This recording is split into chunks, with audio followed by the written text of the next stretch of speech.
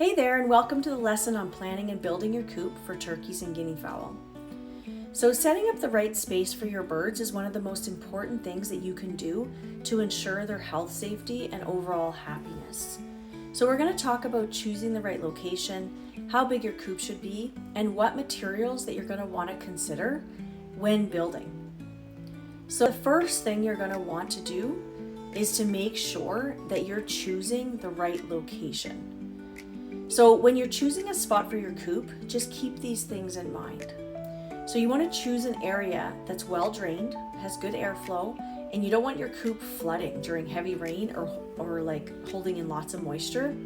You want to avoid setting up near a noisy or high traffic area, which can stress out your birds. And then just think about accessibility. You're going to be hauling water, food, maybe even power out to the coop during the winter. So you want it close enough to the house that it's going to be manageable no matter what the season is. And I always suggest sitting down with your family and talking through all of this before building. Trust me, it takes away a lot of headaches later. Then you want to make sure you're planning the right coop size.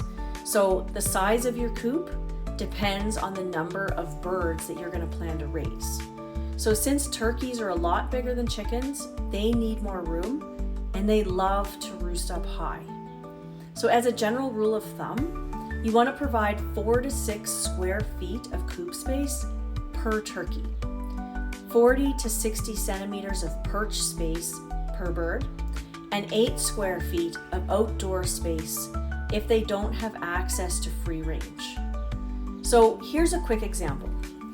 So if you're going to build a 10 by 10 coop, that gives you 100 square feet of space. So that's enough for about 16 to 25 turkeys, depending on how much perch space and outdoor access that you're planning on giving them. Then housing for guinea fowl. So with guinea fowl, they don't actually need nearly as much space as turkeys, obviously, because they're quite a bit smaller. So if you think of them like young chickens when it comes to housing needs, if they're free ranging, they really only need shelter to roost at night and stay safe from predators. So it's really not too much when it comes to them. And then some other factors that you want to consider when you're raising them is the season, especially if you live in a colder climate. Too much space in the coop during the winter and your birds are going to get cold or even frostbite. Too little space and you're going to risk overheating, stress disease, or even aggression between them and fighting. So the better your coop is planned, the easier it's going to be to care for your birds all year round. So that includes thinking about snow removal, hose length, electricity for heat lamps, waters, and of course, making sure that it's predator proof. So some of the materials, like the materials you use actually really matter. You want to use strong, durable materials like wood or metal that can stand up to weather and keep the predators out.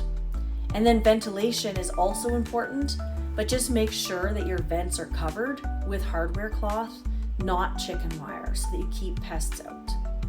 And then just remember, planning your coop isn't just about structure, it's about creating a safe, healthy, and manageable environment that makes caring for your birds easy for you too. Then take the time to write down your ideas as a family. So just brainstorm together. Think about how many birds you'll have, where your coop will be located, and what materials are going to work best for your climate and your property. So in the next lesson, I'm going to show you photos and real examples of the coops that we've built here on the farm so that you can get inspired and just see what might work for you. So we're going to show you those examples and I'll see you in the next video.